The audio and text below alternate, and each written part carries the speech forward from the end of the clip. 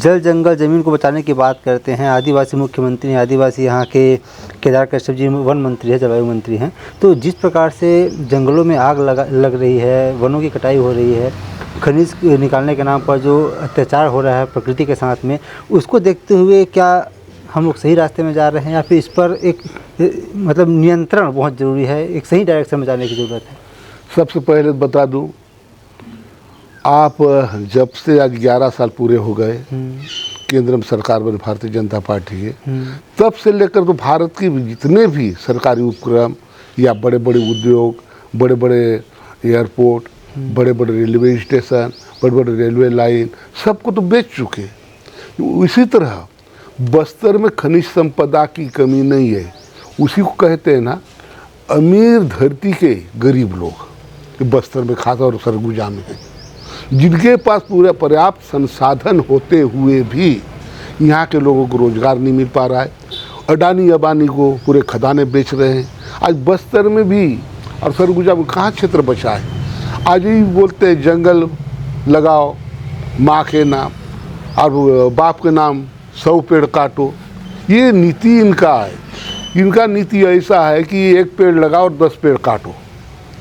यानी कई उसी को स्थानीय स्तर पर हमारा जंगल जो है उसको बचाना चाहिए। और कहते हैं जल जमीन पर आपका अधिकार है। कोई अधिकार नहीं है, कोई मानता ही नहीं है। आप तो देख रहे हैं भूपेश बघेल जी के शासनकाल में वन अधिकार पट्टा पूरे क्षेत्र में बांटा गया था। उस अधिकार पत्र तक को नहीं माना गया और सबको खारिज करता गया। आज आदरणीय केदार कश्यप जी यहाँ वन मंत्री हैं, बस्तर के हैं, खासकर कद्दावर नेता हैं और वो बचपन से राजनीति से जुड़े हुए, बचपन से देख रहे हैं उनके पिताजी के समय से। उनको समझना पड़ेगा कि हमारे बस्तर का विनाश न हो। बीते कुछ दिनों पहले फिर सरबिया घोड़ा गांव में, फरसागुड़ा में, सोर गांव में, जाम गांव में कहीं हीरा निकल रहा है, सोना निकल रहा है। आज से लोग डरे हुए हैं कहीं हमको भी न खाली करा दे। हम जल जंगल जमीन बचा नहीं है। हम जब पढ़ रहे थे, हमारे घर किनारे से जंगल लगा हुआ था, आसपास के खरगोश मिल जाते थे, दुनिया भर के जंगली जानवर मिल जाए।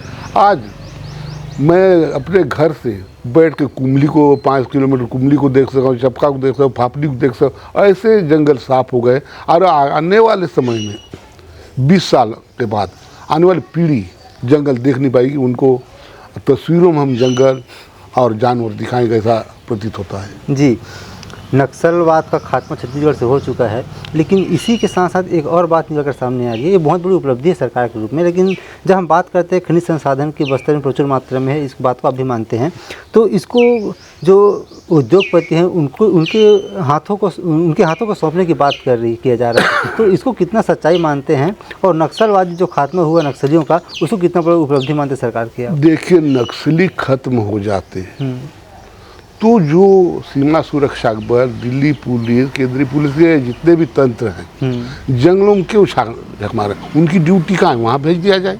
यहाँ के छूट-फूट नेताओं को जो सुरक्षा उपलब्ध कराया गया है, मैं तो अपने लिए भी कहूँगा, खास करके मुझे Z+ सुरक्षा है। नक्सली खत्म हो गए तो हटा दिया जाए ना। और रही बात यहाँ संसाधन जो खदान है, उनको स्थानीय लोग कभी नहीं रहे, झूठ बोलने में माहिर है, क्योंकि एक झूठ को 10 बार 50 बार बोल के वो सही साबित कर देते हैं। और उनका मनसा यही है कि उनके जो गुजरात के यार दोस्त हैं उनको उन खदानों को दिया जाए। आज बैला डीला बिक चुका है। उधार तो प्रत्यक्ष रूप से बोल रहा हूँ। हैदराबाद की जो कंपनी सुपर स्पेशल हॉस्पिटल बना था, सरकार संसाधन खुद लगाए और ठेका किसी दूसरे को दिया जाए। वहाँ कुछ दिन पहले पेपरों में आया था, मैं पढ़ा था, 450 रुपया OPD शुल्क। और फिर किस गरीब का इलाज हो? सरकार की मंशा तो ये थी कि यहाँ नक्सली हमले ज़्यादा होते हैं और रायपुर तक ले जाते, उनका हालत ज़्यादा बिगड़ मर जाते हैं, ताकि यहाँ अस्पताल अच्छा होगा तो बस्तर क्षेत्र में जो घटनाएं हो रही उनका त्वरित इलाज हो सके। इस मंशा सरकार ने उसको बनाना प्रारंभ किया था, लेकिन आज प्राइवेट सेक्टर को दिया गया है। और रही बात, इतने MBBS कॉलेज खोले हैं, बच्चे पढ़ के कहाँ विदेश में नौकरी करने नहीं जाते होंगे, या सरकार की इच्छा शक्ति नहीं है? इच्छा शक्ति होती तो उनको पूछा नहीं जाना चाहिए डॉक्टरों को, आप कहाँ जाओगे, क्या कर, आपको नौकरी करना है तो गांव के प्रत्येक अस्पतालों तक डॉक्टर की पोस्टिंग करनी होगी। मैं विधायक था 5 साल, भानपुरी अस्पताल में पर्याप्त आटा डॉक्टर हुआ करते थे, बहुत सारे मशीन मंगाया, लेकिन वो मशीन आधा लगे आधा को दूसरे जगह शिफ्ट कर दिया।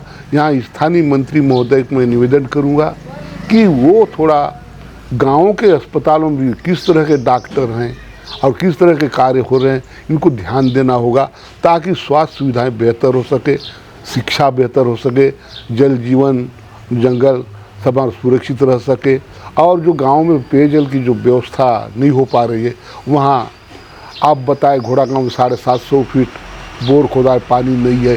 तो आपको बताना चाहूँगा मैं कि पर बाकेल, अमरीगुड़ा, मुंगारपाल, घोड़ा गांव एक ऐसा क्षेत्र है जहाँ फ्लोराइड युक्त पानी मिलता था। आज थोड़ा बहुत सुधार और रिन्यूअल के माध्यम से फिर भी वहाँ पानी के लिए लोग नदी में झरना खोद के वहाँ पानी निकाल के पी रहे हैं।